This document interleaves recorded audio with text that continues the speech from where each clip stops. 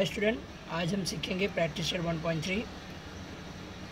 प्रैक्टिसर 1.3 के sum solve करने से पहले आप ये समझेंगे कि सिमिलर ट्रायंगल में क्या होता है और क्या उसकी बेसिक क्या उसकी प्रॉपर्टीज़ होती हैं, वो आप पहले सीखेंगे। जैसे कि मैंने आपको यहाँ बताया है कि सिमिलर ट्रायंगल क्या होता है, आपको पहले से बताया था मैंने।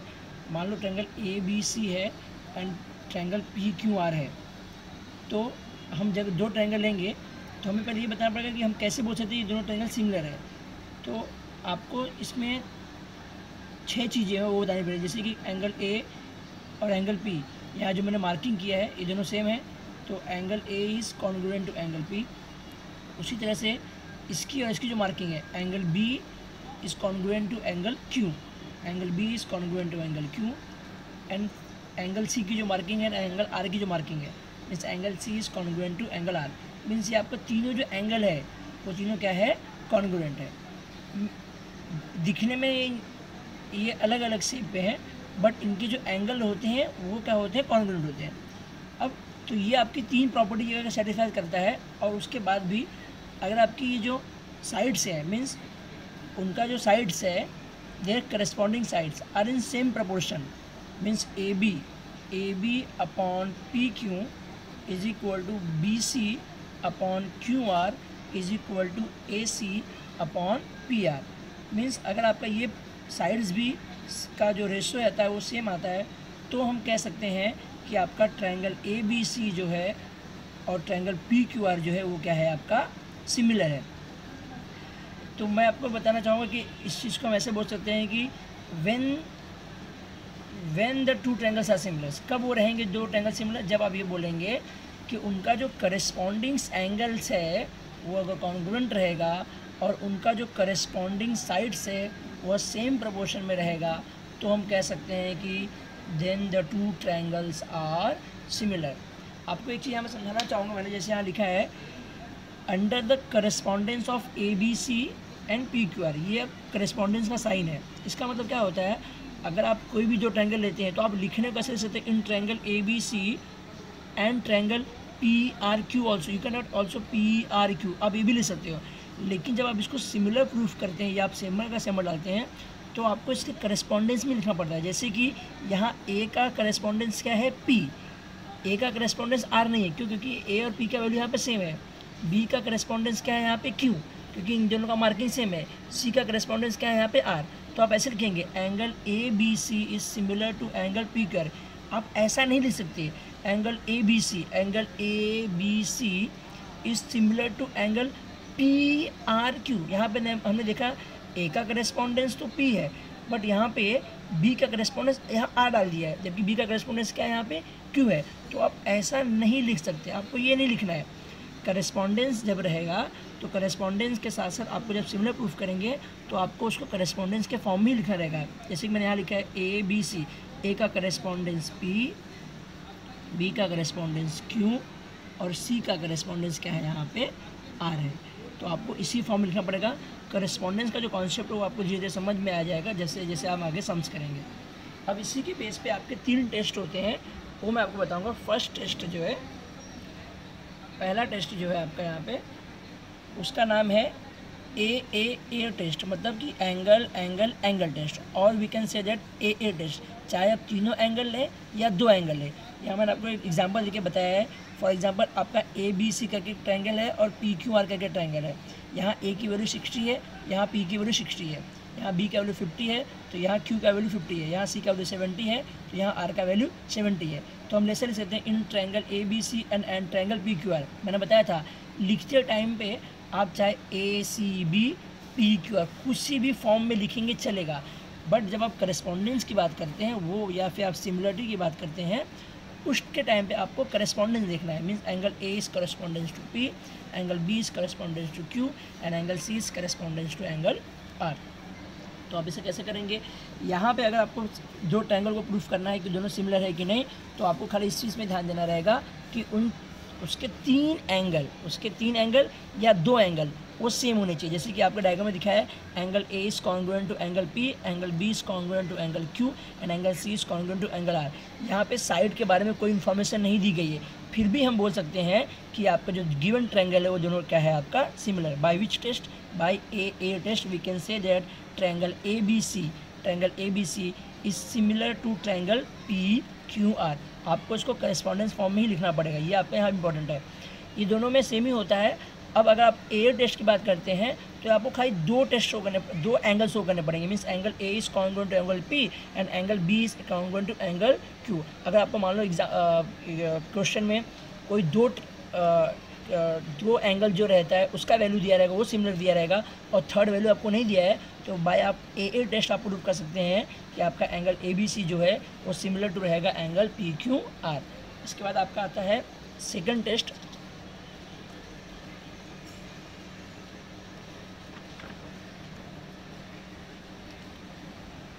टेस्ट नंबर सेकंड आप जैसे कि देखेंगे यहाँ पे लिखा है एस टेस्ट, मतलब एस मतलब साइड एंगल साइड, मीन्स आपका दो साइड रहेगा और बीच में एंगल रहेगा, तो एंगल आपका बीच में आएगा। यह आपका जो एंगल है दोनों साइड के पहले नहीं आ सकता या दोनों साइड के बाद में नहीं आ सकता। आपका जो एंगल है वो दोनों साइड के बीच में ही आना पड़ेगा। तो यहाँ मैंने एग्जाम्पल लेके बताया आपको एक्स वाई जेड और आर एस टी है, तो in triangle X Y Z and triangle R S T in the correspondence, आप चाहे आर एस टी पहले लिख सकते हैं, एक्स वाई जेड बाद में लिखें फिर भी चलेगा, या आप एक्स वाई जेड पहले लिखिए आर एस टी बाद में लिखिए फिर भी चलेगा, इसमें कोई प्रॉब्लम नहीं होती है। तो आप देखेंगे एंगल वाई का जो मार्किंग है और एंगल एस का जो मार्किंग है वो दोनों सेम दिया हुआ है, तो angle Y is congruent to angle S. आपका ये दो एक एंगल जो था वो प्रूफ हो गया यहाँ पे। अब आप देखेंगे X Y upon R S का जो वैल्यू है, तो ये क्या आएगा X Y upon R S, X Y upon R S, इसका वैल्यू आएगा 2.3, तो मैंने यहाँ पर 2.3 लिखा। उसी तरह से अगर आप लेंगे Y Z upon S T, means आपको साइड का करस्पॉन्डेंस लेना है, साइड का प्रोपोर्शन लेना है, तो Y Z upon S T, तो Y Z upon S T की वैल्यू आएगी अपना यहाँ पे आपका 4/6, तो 4/6 को आप जब सिंप्लीफाई करेंगे तो 2.3, मीन्स आपका जो दोनों साइड का जो प्रोपोर्शन है वो सेम रेशो में है, तो हम कह सकते हैं कि दोनों साइड्स आपके क्या हैं सिमिलर है। तो bye SAS test we can say that triangle XYZ is similar to triangle RST. The correspondence X is correspondence to R, Y is correspondence to S and Z is correspondence to T. ये आपको यहाँ पे थोड़ा ध्यान देना correspondence का, जो आप धीरे क्लियर हो जाएगा आपका। बाद में अब आते हैं हम लोग थर्ड टेस्ट पे, जो आपका यहाँ पे SSS टेस्ट है। यहाँ तीनों साइड्स को देखना है, यहाँ पे आपको एंगल कुछ नहीं दिया हुआ है। पहले टेस्ट में आपने देखा तो 3 एंगल दिए थे जिससे हमने प्रूफ कर दिया कि दोनों ट्रायंगल क्या है सिमिलर है। सेकंड टेस्ट में हमने देखा था कि दो साइड्स और एक एंगल दिया हुआ था, तो हमने SAS टेस्ट से प्रूफ कर दिया कि दो ट्रायंगल आपका सिमिलर है। अब यहाँ पे आपको एंगल के बारे में कुछ नहीं दिया है, यहाँ पे आपको साइड्स के बारे में इंफॉर्मेशन दी गई है, जैसे आप डायग्राम में देख रहे होंगे। तो आप लिख सकते हैं in triangle PQR and triangle ABC in the correspondence of PQR और ABC, PQ अपॉन AB, तो आपने पहले ये लिया PQ अपॉन AB, इसका रेशो है 2:1, ये सेम आया यहाँ पे।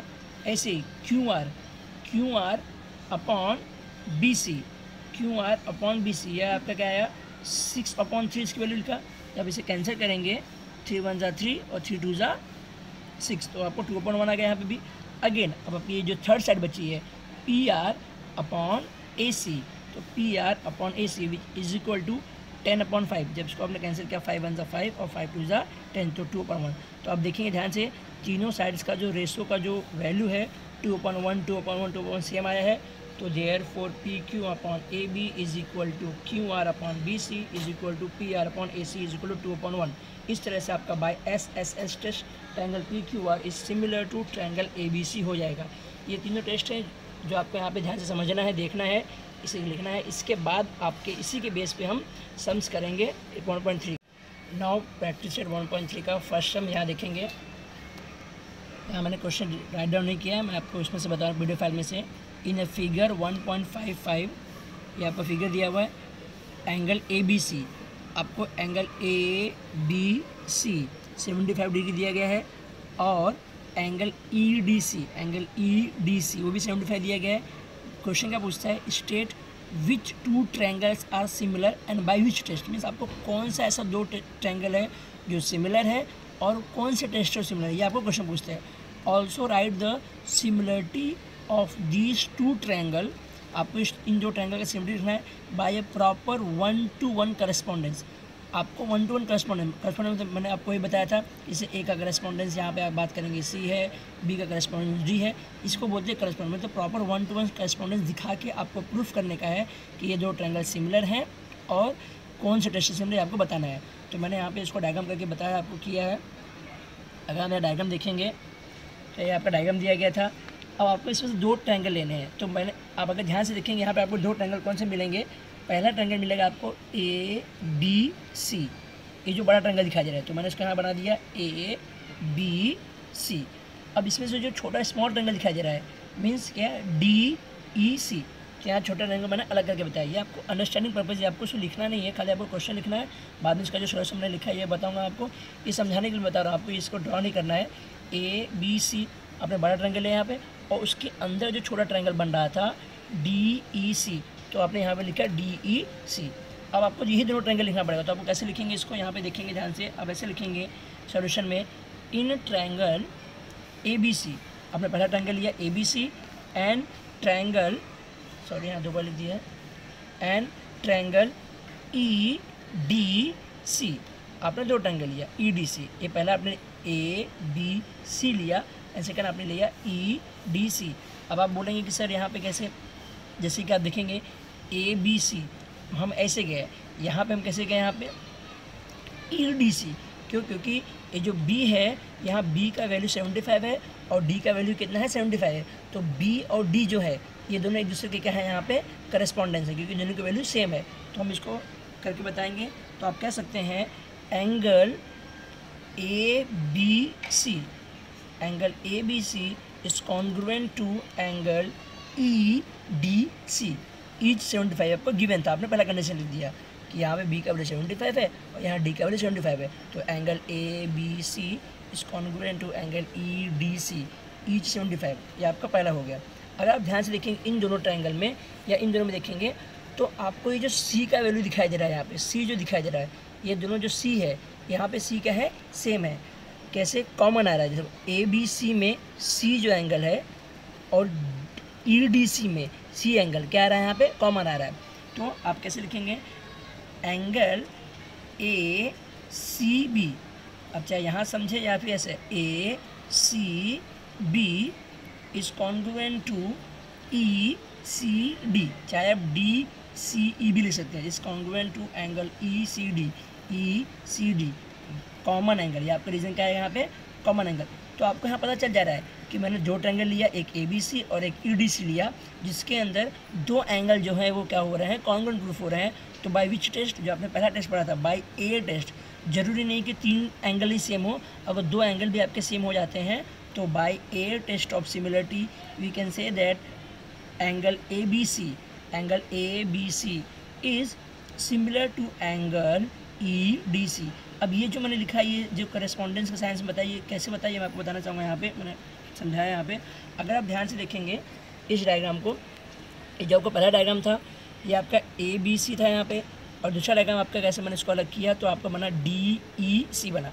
अगर आप इसको थोड़ा सा रोटेट करेंगे, मीन्स आपको इसको ऐसे करके यहाँ से थोड़ा सा रोटेट करेंगे इस साइड में, तो आपका बी ए ऐसे बन जाएगा, डी ई नीचे चला जाएगा थोड़ा सा यहाँ पे और सी ऊपर चला जाएगा।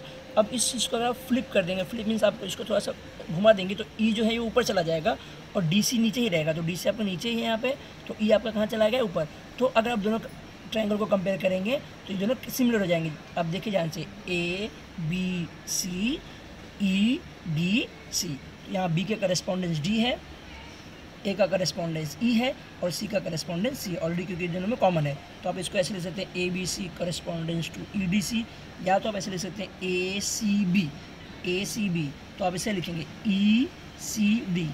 उसी तरह से डी ए सी, तो आपको लिखना पड़ेगा डी ई सी। ये करस्पॉन्डेंस, ये जो मैंने चीज़ बताया आपको समझाने को बताया। अगर आप पहले सम पे जाते हैं तो आपको सिर्फ ये क्वेश्चन लिखना है और ये इसका आंसर है। ये अंडरस्टैंडिंग पर्पस है ताकि आपको धीरे धीरे ये चीज़ें क्लियर हो जाए। इस तरह से आपका पहला सम खत्म हो जाता है। अब हम करेंगे second sum. Now your second sum आप देखेंगे क्या लिखा है, are the triangles in the following figure similar. आपको दो ट्रायंगल दिया है, क्वेश्चन बोलता है क्या ये दोनों ट्रायंगल सिमिलर है, if yes by which test. Means आपको बोलता है क्या दोनों ट्रायंगल सिमिलर है, अगर वो सिमिलर है तो कौन सा टेस्ट अप्लाई होगा। तो आपको यहाँ एक ट्रायंगल दिया है PQR, दूसरा ट्रायंगल दिया है LMN। अगर आप ध्यान से देखेंगे आपको यहाँ पे साइड्स की वैल्यू दी गई है, तो आप यहाँ पे साइड्स को कंपेयर करेंगे, उसको प्रोपोर्शन के साथ मिलाएंगे, चेक करेंगे उनका प्रोपोर्शन सेम आ रहा है कि नहीं आ रहा है। अगर वो सेम आ जाता है तो by SSS test we can say that the triangle PQR and LMN are similar. तो हम यहाँ पे इस मैंने इसको करके दिखाया है। पहले आप लेंगे यहाँ पे, ऑलरेडी ये सिमिलर के फॉर्म में दिया है, यहाँ कुछ चेंजेस नहीं करने हैं, इसलिए आपको यहाँ पे इसको रोटेट करने की ज़रूरत नहीं है या ज़्यादा इसको अंडरस्टैंड नहीं करना है डायग्राम, क्योंकि सिंप्लीफाई करके दिया, दोनों ट्रायंगल अलग अलग दिए हैं। तो यहाँ PQ अपॉन LM, तो हम चेक करेंगे PQ upon LM is equal to 6/3, 6/3। तो जब इसे कैंसिल करेंगे 3 1 जा 3, तो 3 2 जा 6, तो 2/1 ये आपका हो गया 1। उसी तरह से QR अपॉन MN, तो QR अपॉन MN यहाँ 8 है और यहाँ 4 है, तो 8/4 इज इक्वल टू, जब इसे कैंसिल करेंगे तो आएगा 2/1, ये होगा आपका इक्वेशन नंबर 2। उसी तरह से PR अपॉन LN, तो PR upon LN is equal to 10/5, यहाँ वैल्यू ऑलरेडी आपके क्वेश्चन में वैल्यू दी हुई है, तो 10/5 लिखा है, जब इसे कैंसिल करेंगे तो 2/1। तो from 1 2 and 3 we can say that in a triangle PQR and LMN, इनका जो रेशो है, करस्पॉन्डिंग साइड्स का जो रेशो है, are in the same proportion, means PQ upon LM is equal to QR upon MN is equal to PR upon LN from 1 2 and 3, condition 1 2 and 3। अब आप ध्यान से देखेंगे ये आपका साइड्स का प्रोपोर्शन है, तो by which test, by SSS test of similarity triangle PQR is similar to triangle LMN। इस तरह से आपका जो सेकेंड सम है वो कंप्लीट हो गया। अब हम करेंगे थर्ड। नाउ थर्ड सम। अब थर्ड सम का क्वेश्चन यहाँ पे ध्यान से रीड करेंगे। As shown in the figure 1.57, ये आपका फिगर यहाँ दिया हुआ है। 2 poles of the height, आपको 2 पोल्स हैं, उनकी हाइट है 8 metre and 4 metre are perpendicular to the ground. Means ये आपका जैसे मान लो पोल PR है और यहाँ पे आपका पोल क्या है AC है। ये दोनों जो पोल हैं वो आपके ग्राउंड के क्या है, परपेंडिकुलर है। Is the length of the shadow of smaller pole due to sunlight is 6 metre. मतलब यहाँ पे सनलाइट की किरण मान लो कहीं भी दूर कहीं पे है यहाँ पे, और उसकी किरण की वजह से जिसका शैडो बन रहा है, इस PR का जो शैडो है यहाँ पे क्या है QR, उसकी लेंथ कितनी है 6 मीटर है। Then how long will be the shadow of the bigger pole at the same time, means उसी टाइम पे जब सूर्य की रोशनी पड़ रही है, सन का जो लाइट पड़ रहा है इन दोनों पोल के ऊपर, और उसकी वजह से जो शैडो बन रहा है, तो जो आपका स्मॉल पिलर था उसका शैडो है 6 मीटर। आपको क्वेश्चन पूछता है what will be the shadow length of the shadow of the bigger pole, means आपको जो बिगर पोल है उसका लेंथ कितना आएगा। तो यहाँ पे आपको डायग्राम बना के दिया हुआ है, तो यहाँ पे इसको हमने x माने, मतलब आपको ये x की वैल्यू फाइंड करनी है। मीन्स आपको जो BC है ये आपका बिगर पोल का जो शैडो है वो है, उससे आपको फाइंड करना है। तो मैंने इसे यहाँ पे कैसे किया मैं आपको बता रहा हूँ। यहाँ पे जैसे कि आप यहाँ डायग्राम समझेंगे, तो आपको डायग्राम में दिया हुआ था PQR और ACB, ये आपको डायग्राम में दिया हुआ था। तो हम ऐसा बोल सकते हैं, we can write down here PR means आपका जो PR है and AC are 2 poles, 2 poles हो गए आपके, PR and AC are 2 poles have their shadow, और उनका जो शैडो है क्या हो जाएगा, PR का शैडो QR एंड AC का शैडो क्या हो जाएगा आपका BC रेस्पेक्टिवली। मीन्स PR का शैडो QR और AC का शैडो BC। ये आपको मैंने लिख दिया जो आपको क्वेश्चन में दिया हुआ था। अगर आप ध्यान से समझेंगे कि आपका जो क्वेश्चन है, क्वेश्चन में बोला था यहाँ पे the length of the 2 poles of height 8 and 4 are perpendicular to the ground, वो आपके परपेंडिकुलर है। मीन्स यहाँ आपका 90 डिग्री बन जाएगा दोनों का। या अगर आप देखेंगे तो आपको 90 डिग्री, तो मैंने यहाँ बना दिया यहाँ पे, तो this will be my 90 degree. Means आपका जो पोल है वो ग्राउंड से क्या बनेगा 90 डिग्री, तो ये दोनों आपके सिमिलर हो जाएंगे यहाँ पे। और तो अब यहाँ पे ऐसे इस चीज़ को यहाँ आपको समझना है कि ये दोनों 90 हो गए। अब आपको यहाँ पे समझना है क्या कि दिया हुआ था since the shadow are cast at same times, जैसे कि मान लो दूर से जो सन का रे पड़ता है इन दोनों के ऊपर सेम टाइम में पड़ेगा, तो उनका जो शैडो जो बनेगा, तो जो शैडो बनेगा के कारण की वजह से जो एंगल बनेगा, यहाँ जो एंगल क्रिएट होगा वह एंगल क्या रहेगा, सेम रहेगा। क्योंकि जो सन की रोशनी ऊपर से निकलती है इनफाइनाइट डिस्टेंस से बहुत दूर है, तो उसकी वजह से इनके ऊपर जो चाहे वो बिगर आपका पोल हो चाहे वो स्मॉलर पोल हो, जो एंगल बनेगा वो एंगल का जो मेजरमेंट होगा वो क्या होगा, सेम होगा। तो since the shadow are cast at the same time therefore we can say that angle P is congruent to angle A। This is my condition number 1। और आपका कंडीशन 2 जो मैंने आपको यहाँ बताया, कंडीशन 2 आपका क्या था यहाँ पे कि दोनों जो पोल है वो परपेंडिकुलर हैं ग्राउंड से, तो therefore angle R is congruent to angle C। यह आपका बन गया इक्वेशन नंबर 2। अब हम इसे सॉल्व करेंगे कैसे, यहाँ पे देखेंगे फ्रॉम 1 and 2। पहले हम इन दोनों ट्रायंगल को प्रूफ करेंगे दोनों सिमिलर है कि नहीं। तो फ्रॉम 1 and 2 ये भी आपका एंगल हो गया, ये भी आपका एंगल हो गया। तो from 1 and 2 angle PRQ, angle PRQ is similar to angle ACB। आपको उसी वे में जाना है, करस्पॉन्डेंस, जैसे P का करस्पॉन्डेंस A है, R का करस्पॉन्डेंस C है और यहाँ पे Q का करस्पॉन्डेंस B है। तो PRQ is similar to angle ACB by AA test of similarity. तो आपका जो हमने पहले क्या प्रूफ कर दिया कि ये दोनों ट्रायंगल क्या है, सिमिलर है। तो इसकी जरूरत क्यों पड़ी, क्योंकि आपको यहाँ पे x निकालना है। x निकालने के लिए हमें इसकी जरूरत पड़ेगी, तो आपको पहले प्रूफ करना पड़ेगा दोनों ट्रायंगल सिमिलर है। अब हमने, अगर आपको पता है कि अगर दोनों ट्रायंगल सिमिलर रहते हैं तो उनका जो करस्पॉन्डिंग साइड्स होता है वो सेम प्रोपोर्शन होता है। तो वी कैन राइट कि PR upon AC is equal to QR या RQ। तो RQ अपॉन BC या CB। तो हम लिख सकते हैं PR upon AC is equal to RQ upon CB, corresponding sides of the similar triangle. अगर आपका ट्रायंगल सिमिलर है तो उनकी जो साइड्स होती हैं वो क्या होती हैं, सेम प्रोपोर्शन होती हैं। तो इस तरह से आप PR का वैल्यू आपको यहाँ ऑलरेडी दिया हुआ था 4, AC का वैल्यू 8 हमने पुट किया, RQ जो है आपका यहाँ पे 6 है और x आपको वही फाइंड करना है, x को मैंने x दिया। अब हम यहाँ पे क्रॉस मल्टीप्लाई कर देंगे। अगर आप क्रॉस मल्टीप्लाई करेंगे तो आप देखेंगे 4 into x is equal to 6 into 8। तो आपका जो 4 यहाँ नीचे चला आएगा तो x is equal to 6 into 8 upon 4, 4 1 4, 4 2 8, तो 6 इंटू 2, तो अपॉन 1 की वैल्यू नहीं लिखते हैं यहाँ पे, 6 2 12, तो x इज इक्वल टू 12। तो आपका जो x है वो 12 आया, जिसको हम बोल सकते हैं BC। तो BC is equal to 12 metre, क्योंकि आपको ऐसा क्वेश्चन जो दिया था वो क्वेश्चन में मीटर के फॉर्म में दिया था, तो आपको मीटर लिखना पड़ेगा यहाँ पे। देयरफॉर आंसर लिखेंगे the length of the shadow of bigger pole is 12 metre.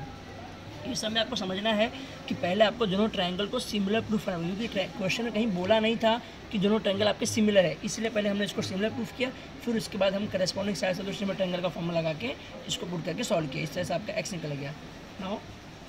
Now fourth सम यहाँ रीड करेंगे। इन ट्रायंगल ABC, ट्रायंगल ABC, ये आपका क्वेश्चन का डायग्राम यहाँ पे, ये मैंने अंडरस्टैंडिंग के हिसाब से बनाए थे। आपको यहाँ ध्यान देना है, in triangle ABC AP is perpendicular to BC। आपका जो AP है वो BC के परपेंडिकुलर है, और BQ यहाँ से जो जाया जा रहा है BQ is perpendicular to AC, means BPC collinear है, उसी तरह से AQC भी कोलिनियर है। देन प्रूफ दैट, आपको प्रूफ क्या करना है, CPA मीन्स CPA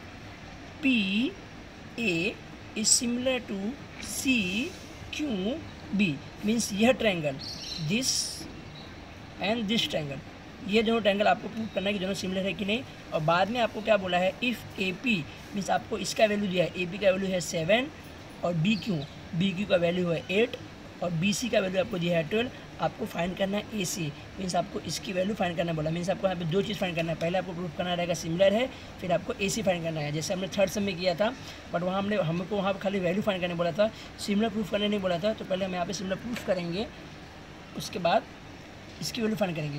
तो पहले हम यहाँ पे समझेंगे जो ट्रायंगल आपको लेना है CPA, तो आप पहले यहाँ से में से अगर आप देखेंगे तो CPA इसको आप निकालेंगे तो आपका ये बनेगा CPA, ये आपका ट्रायंगल बन जाएगा। और दूसरा ट्रायंगल आपको क्या प्रूफ करना है, CQB, तो आप इसको CQB इस ट्रायंगल को जब लेंगे तो आपको ये मैंने इसका डायग्राम यहाँ बना दिया है। तो आपको दो ट्रायंगल क्या बन जाएगा यहाँ पे, APC, या आप इसको ऐसे बोल सकते हैं CPA, और दूसरा ट्रायंगल आपका जो है CQB। आपको जिस फॉर्म में दिया है करस्पॉन्डेंस फॉर्म में, उस पे फॉर्म में आपको प्रूफ करना है। तो मैंने यहाँ पे अपन हम इसे कैसे प्रूफ करेंगे, तो हम पहले लिखेंगे यहाँ पे, अगर आप देखेंगे यहाँ 90 डिग्री है और यहाँ 90 डिग्री है, दोनों 90 डिग्री आ गए, दोनों सेम है इसके अंदर, तो एक चीज़ आपका प्रूफ हो गया। अब आप देखेंगे दोनों ट्रायंगल में क्या सेम है, आपको कुछ यहाँ वैल्यू नहीं दिया हुआ है, तो आप यहाँ देखेंगे जो सी का वैल्यू है यहाँ पे और सी का वैल्यू जो है यहाँ पे, दोनों क्या है यहाँ पे कॉमन है। मीन्स ए, अगर यहाँ से भी देखें बी भी आपको समझेगा, ए पी सी में और बी क्यू सी में आपको जो सी एंगल है वो दोनों एंगल क्या है, दोनों ट्रायंगल में कॉमन है। तो आप ऐसा इसको लिख सकते हैं, you can write in triangle, जो आपका ट्रायंगल है वो लिख देने का, C P A and triangle C Q B, angle C P A is congruent to C Q B each 90 degree. ये आपको दिया हुआ है क्योंकि ऑलरेडी 90 डिग्री यहाँ बना रहा है, परपेंडिकुलर बोला गया है, ये 90 डिग्री हो जाएगा आपका, तो ईच 90 डिग्री हो गया। अब A C P means A C P is congruent to B C Q, common है, कॉमन एंगल आ गया। तो by A test of similarity we can say that C P A is similar to C Q B. आपका पहला part जो है proof हो गया। अब आपको पता है अगर दो ट्रायंगल सिमिलर होते हैं तो उनके जो करस्पॉन्डिंग साइड्स होते हैं वो सेम प्रोपोर्शन में होते हैं, तो हमको इससे किसका वैल्यू मिलेगा, ए सी का वैल्यू मिलेगा। तो हम इसको ऐसे लिख सकते हैं, A P upon B Q, इसका करस्पॉन्डेंस, ए पी का करस्पॉन्डेंस यहाँ पे क्या है, बी क्यू। तो A P upon B Q is equal to A C upon B C. तो आपको लिखना है corresponding sides of the similar triangle. यहाँ पे आपको ए पी का वैल्यू 7 दिया हुआ है, 7 पुट किया, बी क्यू का वैल्यू 8 दिया है, 8 लिखा है यहाँ पे, ए सी का वैल्यू मुझे वही फाइंड करना है, मैंने इसको ऐसे लिख दिया, और बी सी मुझे यहाँ पे 12 दिया हुआ था, 12 लिख दिया। तो आप इसे अभी क्रॉस मल्टीप्लाई करेंगे तो आपका कैसे हो जाएगा, 12 उधर चला जाएगा, तो 7 × 12 इज इक्वल टू ए सी × 8। अब यहाँ पे आपको कैसे मिलेगा, ये ए सी को ऐसे आने दिए, 8 को नीचे लेके आएंगे तो 8 नीचे चला जाएगा, 4 2 ज़ा 8 और 4 3 ज़ा, यहाँ 3 है, 4 3 ज़ा 12, तो 7 3 ज़ा upon 2 is equal to A सी। तो 7 3 ज़ा 21 upon 2 is equal to A सी। जब 2 से इसको डिवाइड करेंगे तो आपका यहाँ पे आएगा 10.5, therefore A C is equal to 10.5, आपका ए सी यहाँ पे निकल गया। ये जो मैंने यहाँ डायग्राम बताया है ये मैंने आपको समझाने के लिए बताया है कि किस तरह से ये दोनों ट्रायंगल जो होते हैं वो करस्पॉन्डेंस में बताने के लिए बताया मैंने। जैसे कि मैंने यहाँ पे ए पी सी लिया और ट्रायंगल बी क्यू सी लिया, तो अगर बी सी क्यू को थोड़ा सा अगर रोटेट करेंगे तो आप पे ये इसको ऐसे रोटेट करेंगे ऊपर साइड में, तो ये आपका क्यू सी जो है नीचे चला, सॉरी इसे यहाँ रोटेट करने से पहले आपको नीचे रोटेट करके मैंने बताया यहाँ पे, अगर इसे रोटेट करेंगे ऐसा हल्का सा एंटी क्लॉकवाइज तो आपका क्यू सी ऐसे आ जाएगा और बी आपका नीचे चला जाएगा। अब आप जब इसे फ्लिप कर देंगे, यहाँ मैंने फ्लिप करके एरो दिखाया, जब इसे फ्लिप करेंगे तो बी ऊपर चला जाएगा और क्यू और सी नीचे रहेगा।